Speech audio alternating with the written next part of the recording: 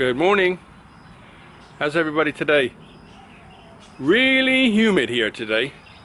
It poured down with rain last night, and it rained hard for like 2 or 3 hours. And the first hour was very windy. So this morning the sun comes up. What happens? Humid.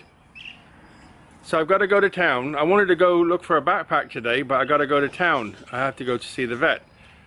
Mr. G's got a problem, so I'll explain it when I get back, because I want to get in the AC of my truck, and I'm looking for some calligraphy stuff.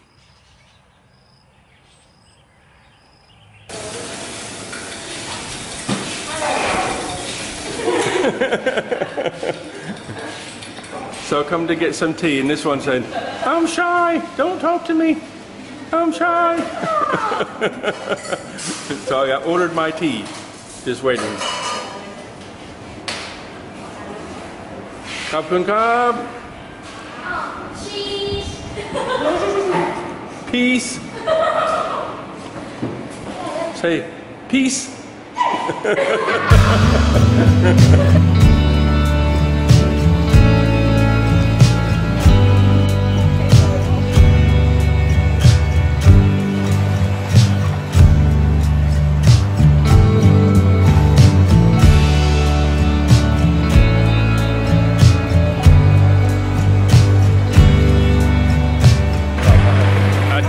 To get bird food. Most people get a little bag full. I get 15 kilos from the young guys over here.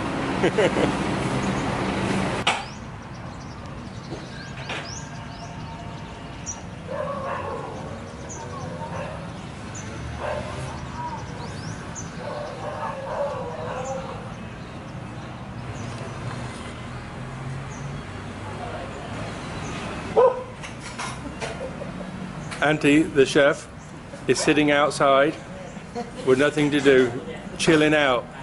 What's happening here? Sugar and Mr. G. What's happening? What's happening? What's happening? Yes? What do you do? I just want to sit down for a minute. Is that okay? Can I sit down for a minute? Can I just be sitting in my chair for a minute without getting some doggy kisses? Can I? You know, good afternoon. How's everybody? What is happening in Gangsterland? I come to sit on my table in the garden to relax for 5 minutes. I fed them already, these two nutcases. So I sit down, they finish their food, and what do they want to do? They need to come over and bother me. Is that right, Mr. G? So last night I was walking around the garden and I seen a spot. You know, Mr. G was walking away from me, and I seen a spot on his male anatomy. Not his appendage, but the bag, right? And it's a spot the size of maybe my fingernail. I was like, what is that? So I put him up on his table and made him lay down and had a look. And it looked like a, I don't know if he sat on something or something bit him. Anyway, it got infected. So upon further investigation, I realized his testicle, left testicle, was very, very swollen. So this morning I went to see the vet. I had to take some pictures and so on, and tried to explain what was wrong. She just looked at the picture and knew what it was exactly. So they got a bite or something, and I thought it's like, so his normal testicle, the right one, is 3 centimeters long, and maybe the size of my finger like this, you know, 3 centimeters long. The other one is 7 centimeters long. It's over double the size. So I was like, oh. So I you know, you think the worst first, and then I went to see the vet, and she gave me some more different medicine from the last time. So she just said, don't worry, it's nothing to worry about. She's seen it 1,000 times. But from the skin, it jumped across to the testicle. The testicle swelled up, and then all the veins and arteries leading away are even full. So I guess it's just full of infection, and it made it like kind of hard. But you know, one side's fine, the other side's over double the size. So, but you would never know there's anything wrong with him. He's running around, you know, like nothing's wrong. I've fed him his food, and then I give him his medicine already. So another 8 days of medicine, but this is different. And he's back again. Look. Yes. So there's another 8 days of medicine, and she said, don't worry about it, it's nothing, but don't pop it, just leave it. I was like half tempted to pop it to see if I could get some of the infection out, but then I thought, you know, the problem is he sits down and they sit on the floor. So I thought, that's not going to do any good, and you know for a fact he's not going to let you put a bandage on it or anything. So in the end, what did I do? I just left it alone, showed her the pictures, and she said, no problem, and just give me the medicine, after laughing, thinking I was worrying too much. Huh? Anyway, she said it'll be alright in a few days. Sit down then, take it easy. Then I don't have to be twisted on my chair. So what do you think? Are you camera shy?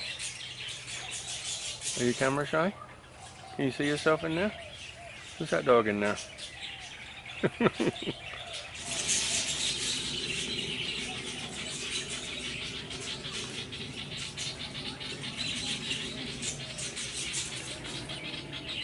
Years ago, I was interested in calligraphy. In about 1995, I got really interested in calligraphy. In about 1996, I was doing quite a lot of it, and I was getting pretty good. I had a nice pen, paper, and so on, and I just kept practicing. And I got pretty good at it. And then I started traveling and didn't do any more. And then about 2004 or something like that, 5, 6, somewhere around there, I started playing with it again. I got a cool picture. Have a look at this. So that was me messing around with that sort of stuff. The pen, the paper, the ink well, and all that sort of jazz. So today I went and tried to find one. I had to go to like 4 stationery shops, and I found a really old-fashioned one. And they had the calligraphy pen. It's not the best in the world, but it's I got a good point. Nib, whatever you call it. And this is plastic. I would have preferred wood, but they didn't have wood anymore.